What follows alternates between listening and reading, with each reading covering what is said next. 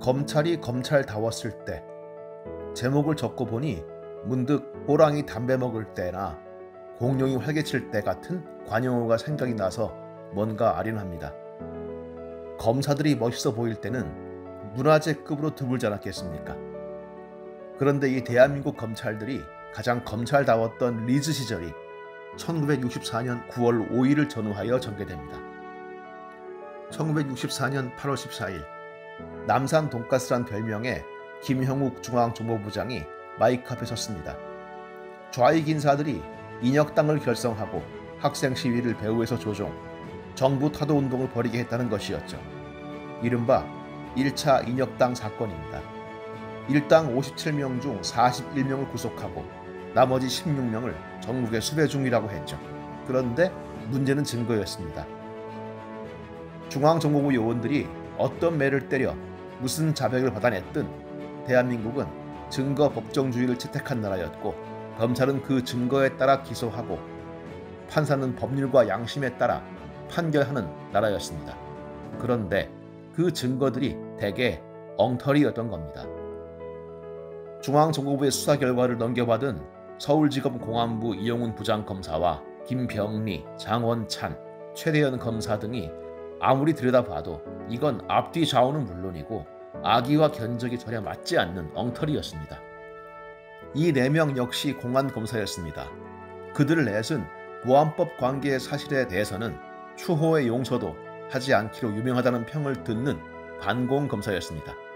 그런데 그들이 보기에도 중앙정보부의 수사는 목불인견이었던 겁니다. 이 인혁당 사건 관련자 구속 만기일이 1964년 9월 5일이었습니다. 이날을 앞두고 검찰 내에서는 인혁당 기소 공방전이 벌어집니다. 8월 말 이용훈은 서울지검장 서주현에게 기소하지 못하겠다고 선언합니다. 그러자 서주현 지검장이 이렇게 말합니다. 기소를 못하면 정부의 위신이 뭐가 되나? 어떻게든 기소해 봐야 되는 거 아니요? 이때 이용훈 부장검사의 반박은 시원했습니다. 어떻게 해보라는 말씀은 증거가 없어도 기소하라는 말씀이십니까? 이후 검찰총장에게 인혁당 불기소권을 건의했지만 퇴짜를 맞은 뒤 이용훈 부장검사는 법무부 장관 민복기, 차관 권오병 이하, 기라성 같은 간부들과 언쟁을 벌입니다. 그때 권오병 차관과 이용훈 검사의 문답 역시 우리 역사에 기록될 명문답이죠. 권오병 차관의 말, 빨갱이 사건에 일일이 증거 운운할 수 있겠소? 정보부에서 자백한 것이 있으니 그대로 공소 제기해도 되지 않겠소? 이용훈 부장검사가 맞받아칩니다. 차관님, 어찌 그런 말씀하십니까? 차관님께서는 대학에서 형사소송법을 강의하시면서 학생들에게도 그런 식으로 가르치십니까?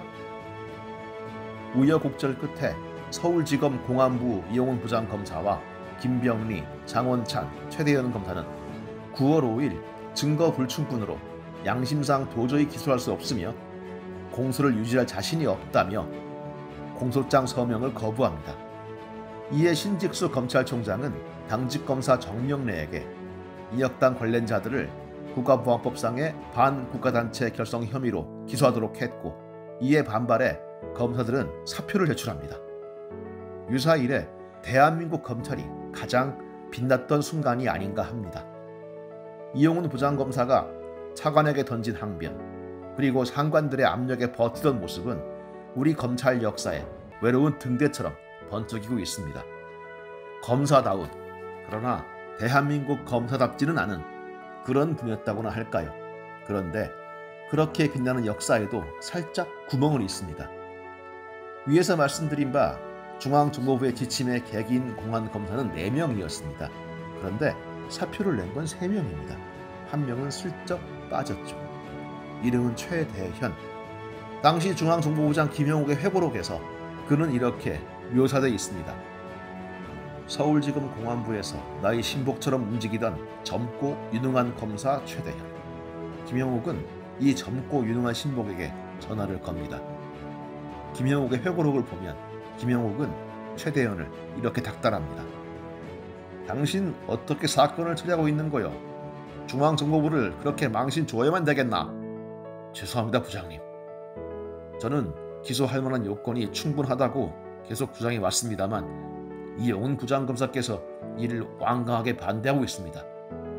되레 이용훈을 올가매는 듯한 이 무한히 기회주의적인 실로 검찰스러운 검사의 농간.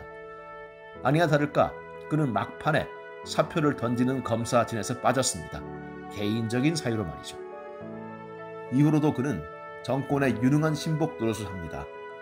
정인수 교인 사회사건을 맡아 고위층들의 치부를 가려준 검사가 그였습니다. 북한 체제의 염증을 느껴 남쪽으로 탈출해왔지만 남쪽 또한 그를 만족시켜주지 못하자 이번엔 남한을 탈출하려고 했던 이숙은 남과 북 모두에서 살기 버거워했던 그를 위장 간첩으로 규정하고 기소하여 사형을 때려버린 이가 바로 최대현 검사였습니다. 정의로운 척 폼 잡다가 결정적일 때 뒤통수를 치고 권력의 비호를 받으며 또 스스로의 권력을 누리며 대한민국을 주물렀던 전형적인 대한민국 검사다웠던 이분은 검찰에서 물러난 뒤에도 관세청장 등을 역임하며 아늑하게 살다가 돌아가실 때에도 승마사고로 돌아가셨습니다. 참 우아한 인생이었달까요. 1964년 9월 5일 권력에 저항했던 검사들의 용기에 박수를 보내면서도 그들보다 수백 배의 용기를 냈으나 바스라지고 가루가 돼서 흔적도 없이 사라졌던 이들. 무엇보다 당시 중앙정보부의 엉터리 기소장에 희생된 사람들을 생각하면 마음이 불편해 오는 것이 사실입니다. 그 한 예로 검사들이 거부했던 기소장에 이름이 올랐던 이 중에 하나였던 제일은행 직원 이종배 씨. 그는 현장 검증을 다녀오다가 또다시 고문을 당할 일이 두려워 투신했습니다. 이로 인해 척추골절상을 입은 이 씨는 중증 장애인으로 지내다가 1970년 결국 스스로 목숨을 끊었습니다. 전심마비 상태에서 그는 어떻게 극단적 선택을 했을까요?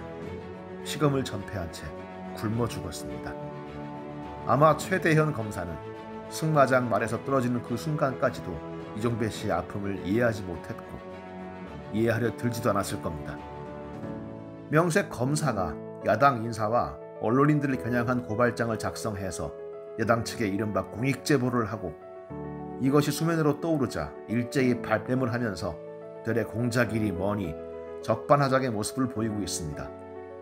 증거에 따라 기소하고 범죄를 처벌해야 할 검찰이 되레 본업을 넘어서서 정치에 개입하려 했다는 의심을 받고 야당이 검찰과의 커넥션을 가졌다는 것만으로도 검찰은 이미 선을 넘었다고 생각합니다.